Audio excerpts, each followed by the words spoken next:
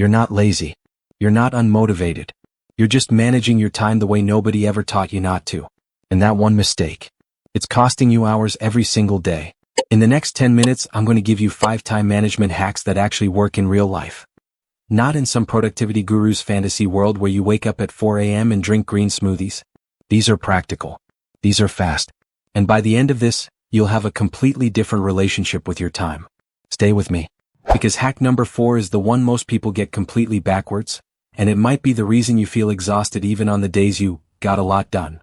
Look, I've been in that place where the to-do list never gets shorter. Where Sunday night feels like dread because Monday is coming and you already feel behind. Where you scroll for just 5 minutes, and suddenly it's been an hour and a half. I'm not here to lecture you. I'm here because I figured some things out the hard way, and I want to save you the time I wasted learning them. So let's get into it. Hack 1. Stop managing time. Start managing energy. Here's something most productivity advice completely misses. Time is fixed. You get 24 hours. Everyone does. Elon Musk gets 24. Your most successful friend gets 24. You get 24. So why do some people seem to do so much more with the same amount of time? It's not time they're managing. It's energy. Think about it this way. Imagine you have to move a heavy box across a room. You can take slow, tired steps and drag it for an hour. Or you can take a deep breath, get a good grip, and move it in 2 minutes. The distance is the same. The time is completely different. Your brain works the same way. When your energy is high, focused work that takes you an hour on a tired brain might take you 20 minutes. Tasks feel easier. Decisions come faster. You actually enjoy what you're doing. So here's the practical shift. Instead of asking, when do I have time for this? Start asking, when do I have energy for this? Figure out when you're naturally sharp. For most people, that's the first 2 to 3 hours after waking up, before the noise of the day starts creeping in. Protect that window like it's gold. No meetings, no social media, no email. That is your deep work time. Put your hardest, most important task in that window. Everything else can wait. And here's the other side of this. Stop fighting your low energy periods. If you crash at 2 p.m., don't try to write your business plan at 2 p.m. Answer emails. Do admin. Go for a walk. Work with your biology, not against it. Energy management. That's the foundation everything else is built on. Hack 2. The 2-minute rule, but not how you think. You might have heard of the 2-minute rule before. If a task takes less than 2 minutes, do it right now. Don't put it on a list. That part's true. And it's helpful. But here's the piece nobody talks about. The other side of the 2-minute rule. If a task takes more than 2 minutes and you're not in the right context to do it, don't start it. Let me explain why that matters. There's something called task switching cost. Every time your brain shifts from one type of task to another, it burns mental energy and takes time to refocus. Studies show it can take up to 23 minutes to fully get back into deep focus after an interruption.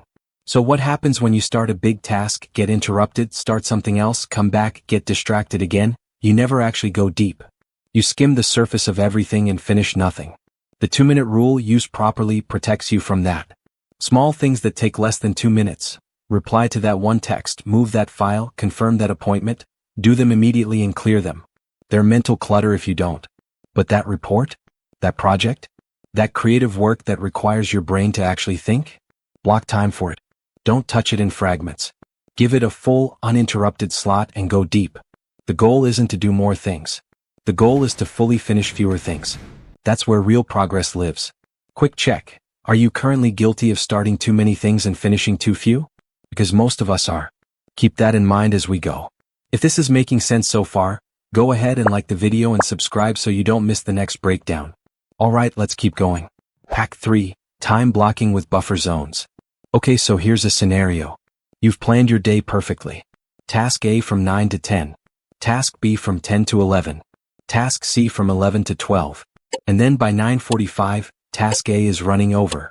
And the whole domino falls apart. And by noon you feel like a failure even though you worked hard all morning. Sound familiar? This is the problem with rigid time blocking. It doesn't account for real life.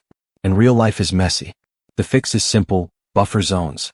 Between every major time block you leave a 10 to 15 minute gap. Not for scrolling. Not for chatting. It's a transition window. It's for finishing whatever ran long. For capturing quick thoughts. For taking 3 deep breaths and actually moving into the next task intentionally. Think of it like a buffer lane on the highway. When traffic slows down, you don't crash into the car in front of you because there's space. Buffer zones are that space in your day. Here's how to actually build this. Take your 3 or 4 most important tasks for the day. Give each one a realistic time estimate, and then add 25% more time to that estimate. We almost always underestimate how long things take. It's called the planning fallacy, and every single human being does it. Then place those blocks in your calendar with buffers in between. What you'll find is that you actually finish things. And finishing things feels so much better than constantly rescheduling.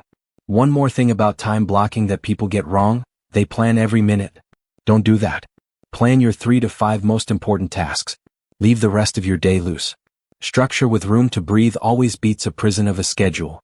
Hack 4. The payoff in sight. Eliminate before you optimize. Alright. This is the one I teased at the beginning. The one most people get completely backwards. Here it is: stop trying to get more done. Start trying to do fewer things better. Most productivity advice is optimization advice. It's about doing things faster, more efficiently, in smarter batches. And that stuff works, but only after you've done something more important first. You have to eliminate before you optimize. Because here's what happens to most driven, ambitious people. You have a list of 20 things to do. You find clever ways to do all 20 things faster. You work harder. You hustle. You're exhausted. And at the end of the week, you've done 20 things, but only 3 of them actually moved the needle. The other 17? They were tasks that felt productive but weren't. Admin tasks. Low priority meetings. Things you said yes to because you felt obligated. Stuff that was urgent but not actually important. There's a concept called the Pareto principle, the 80-20 rule. In most areas of life, 20% of your actions produce 80% of your results. So here's your challenge. Look at your current task list and ask yourself, if I could only do 3 things on this list this week, which 3 would actually matter 6 months from now? Those are your real priorities. Everything else is noise. This is why some people work 60 hours a week and feel stuck, while others work 30 and seem to be thriving. It's not about how many hours you put in. It's about whether the hours are going to the right 20%. Ruthless prioritization is not laziness. It's intelligence. And once you've done that pruning, then you can optimize. Then the hacks, the batching, the systems, all of it compounds. But you have to cut first. That's the thing nobody wants to hear. Because cutting feels like quitting. But protecting your energy and focus for what actually matters? That's the whole game. Hack 5. The shutdown ritual. This one sounds simple. Most people skip it. Big mistake. Here's what usually happens at the end of a workday. You just stop. Your laptop closes, but your brain doesn't. You're at dinner and thinking about the email you forgot to send. You're trying to watch something and your mind keeps circling back to your to-do list. You're lying in bed and suddenly remembering 3 things you said you'd do. This is what happens when your brain has no signal that the workday is done. It stays in open loop mode. It keeps checking, keeps processing. You never fully rest, so you never fully recover. And the next day you start already tired. The shutdown ritual solves this. And it takes less than 10 minutes. Here's how it works. At the end of your day, whatever time that is, you do 3 things. First, you do a quick review. Look at what you plan to do, what you actually did, and what needs to move to tomorrow. No judgment. Just a clean, honest look. Second, you write down your top 3 tasks for tomorrow. This matters because it means you don't start the next day figuring out what to do. You already know. Your brain can go straight into action instead of spending 20 minutes in planning mode. Third, and this is the part that actually signals your brain, you say out loud or write down, "Shutdown complete." I know that sounds a little ridiculous, but there's real psychology behind it. When you give your brain a clear, intentional signal that the work is done, it stops looking for open loops. It can finally rest. Think of it like closing all the tabs on your browser. Your computer runs faster. Your brain works the same way. The people who recover fastest, who show up sharpest every day, who never seem burned out, they're not working less. They're resting better. And this ritual is a huge part of why. Okay, let's pull all of this together for a second. 5 hacks. But if you look closely, they're all really saying one thing. Your time is not your most precious resource. Your focused, energized attention is. When you protect your energy and give it to the right things, with real systems built around how your brain actually works, everything changes. You stop feeling busy and start feeling productive. Those are completely different feelings. Busy is just motion. Productive is actually moving forward. And the best part? This isn't about becoming a different person. You don't need more willpower. You don't need a perfect morning routine. You just need to make a few smarter decisions about where your attention goes. Start with one of these. Just one. Master it. Then add the next. Let's run through it fast. Hack 1. Manage energy, not just time. Find your peak hours and protect them. Hack 2. Use the 2-minute rule both ways.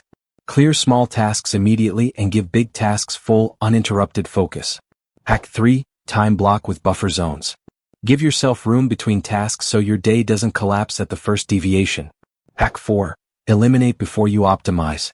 Find your 20% and cut the rest without guilt. Hack 5. The shutdown ritual. Close the day intentionally so your brain can actually rest. 5 shifts. Huge difference. If any of this clicked for you, the best thing you can do right now is pick one, just one, and try it tomorrow. Not all 5. One. And if you want to go deeper on any of this, drop it in the comments. Tell me which hack you're going to start with. I genuinely read those, and sometimes the comments are more interesting than the video. If this was useful, sharing it with one person who needs it means more than any algorithm thing I could ask you to do. Just one person who you think needs to hear this. Most people spend weeks, sometimes months, stuck on one big decision. Next video, I'm breaking down a simple process that gets you a clear, confident answer in just 10 minutes. No overthinking, no regret. If the video was helpful, hit that like button and subscribe for more powerful content like this. And check out this playlist for even more productive, mindset-shifting videos that will help you level up. See you in the next one.